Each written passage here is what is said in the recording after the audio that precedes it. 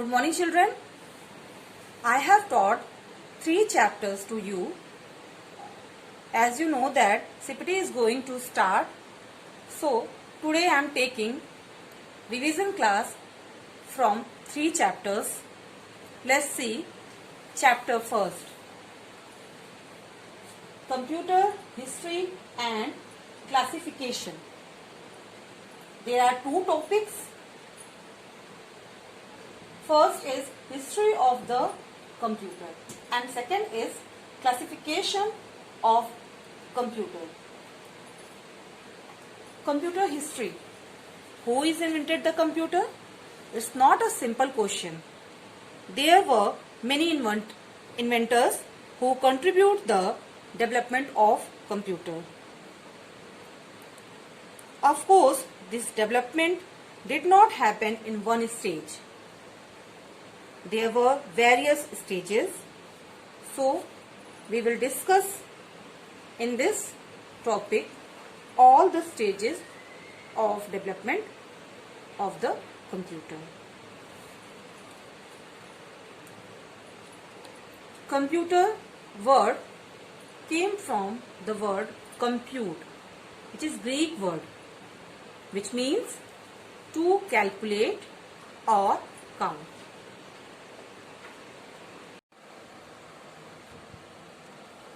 Abacus. This is the picture of abacus. There is a wooden frame and this is the middle rod and number of wire strings. It contained colorful beads, and abacus was the first calculating device invented by Chinese around 5000 years ago. So it is first calculating machine, and after that Napier bones. Napier bone was invented by John Napier, a Scottish mathematician and scientist. This is the picture of Napier bone. It is help in multiplying and dividing, taking square root or cube root. Next is Pascaline. This is the picture of Pascaline, invented by Blaise Pascal. Pascaline is used to addition and subtraction. Next is analytical engine. This is the picture of analytical engine. The analytical engine, an important step in the history of computer, was the fully automatic calculating machine designed by Charles Babbage. Tabulating machine. This is that picture of tabulating machine. Hermann Hollerith developed this tabulating machine. Next is classification of computer. Now, classification of computer is in a different category according to work, features and functionality. So first is generation of computers, refers to the time period. According to time it is divided. First is first generation computer. Here vacuum tube were introduced. This is the first generation computer. UNIVAC technology and ENIAC technology introduced. Then second generation computer. Here transistors were introduced. This is the second generation computer. The basic difference between first generation and second generation is, in first generation it consumed lots of electricity and occupy one room, 20 into 20 square feet room. So it's a very heavy and consume more and more electricity. Every time vacuum tube were fused. So it is outdated. After that, transistor were introduced. Transistor is better than vacuum tube, and COBOL Fortran high level language introduced.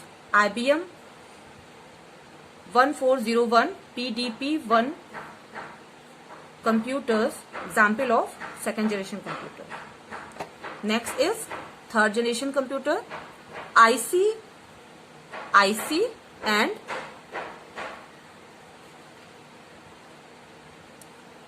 operating system introduced here. IC means integrated circuit. It is more reliable than transistor and process is also fast and user friendly. Common example of third generation computer, PDP-8, PDP-11, ICL 2900, IBM 360, etc. Fourth generation computer. In fourth generation computer, VLSI chips were introduced, means very large scale integrated circuit, and microprocessor were introduced. Microprocessor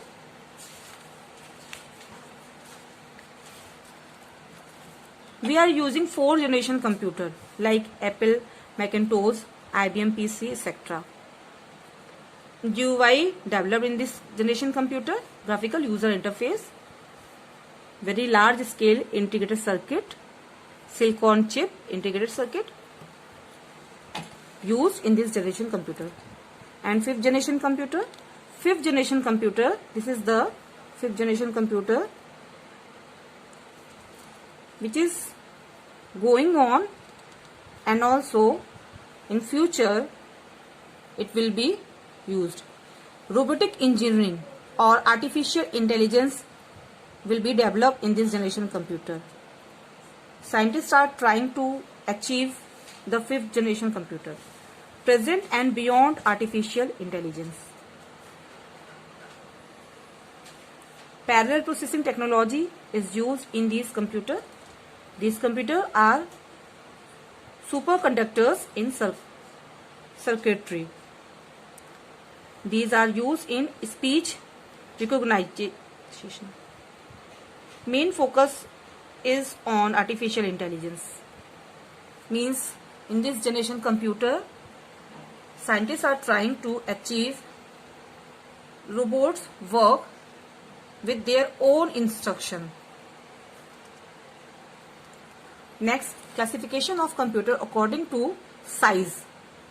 According to size, it is classified in four types of computer like supercomputer, mini computer, mainframe computer, microcomputer. Supercomputer is a very powerful computer and very high level of technology, very high memory capacity, data processing is ultra fast, parallel processing.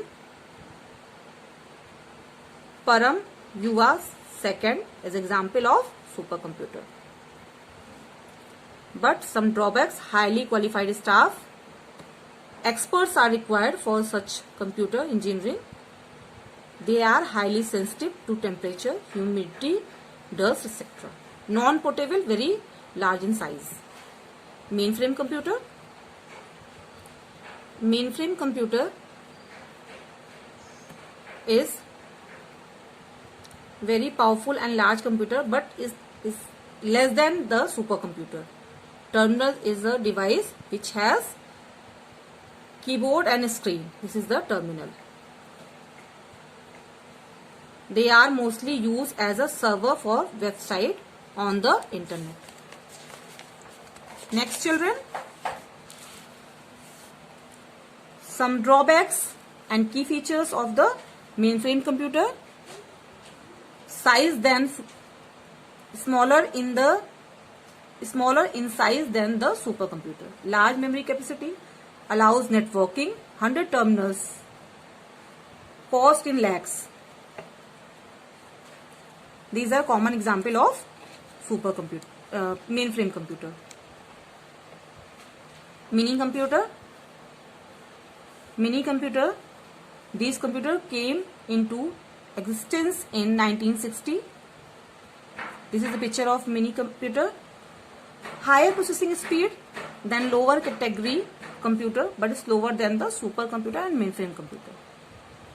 Expensive and larger than microcomputer. Next is microcomputer. Microcomputer is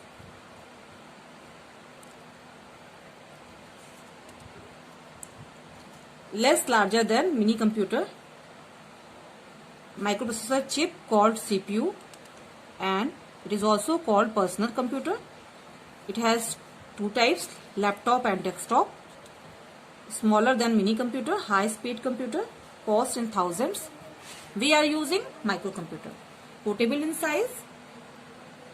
These computers use RAM, means random access memory. These computers support different types of secondary memories, permanent memories like hard disk, DVD, flash drive, etc. COBOL, Pascal, all the high level language developed in this computer.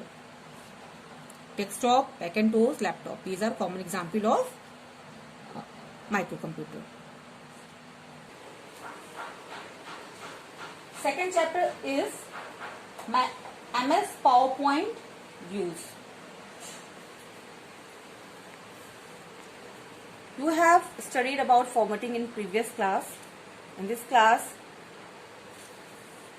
Slide Master, viewing the presentation. Slide Master. What is purpose of using Slide Master? If you want to change any formatting, or if you want to give any formatting effect to all the slide, then you can use Slide Master. Whatever settings you apply on the Slide Master, like slide layout, color of font, size of font, designs, it is automatically apply on all the slide in a presentation. So next is viewing the presentation.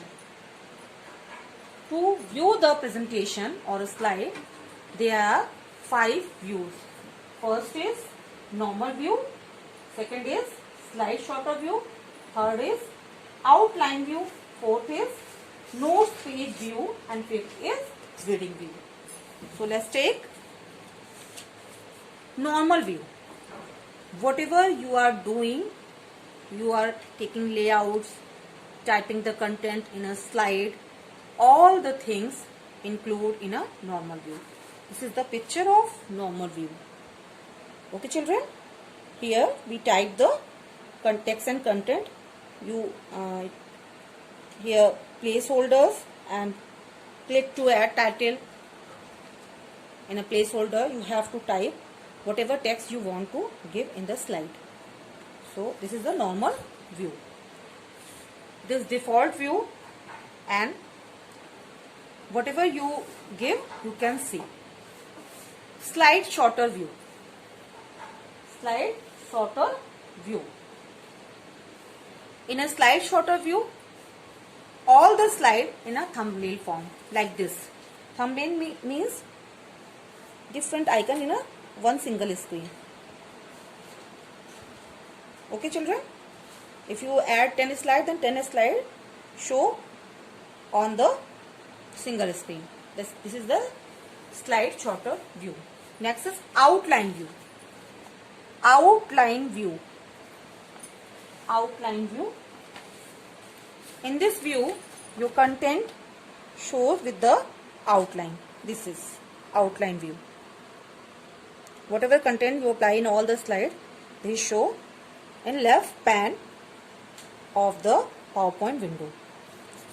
Next is notes page view. This is picture of notes page view. Notes page view. This is your normal slide, and there is a place you can write notes here. Means if you want to write notes in a slide, then you can choose notes page view. Last one is reading view. Reading view means full screen view. if you show slide show or press F5 key by the keyboard, then you will get reading view. Reading view allows you to view presentation in full screen form like slide show view. Okay children, here 1 and 2 chapters revision completed. I hope you studied very well. You have completed all the work, and see again the videos and revise all the chapter topic by topic. Each and every topic you have to study. Best of luck for your CPT first. Thank you.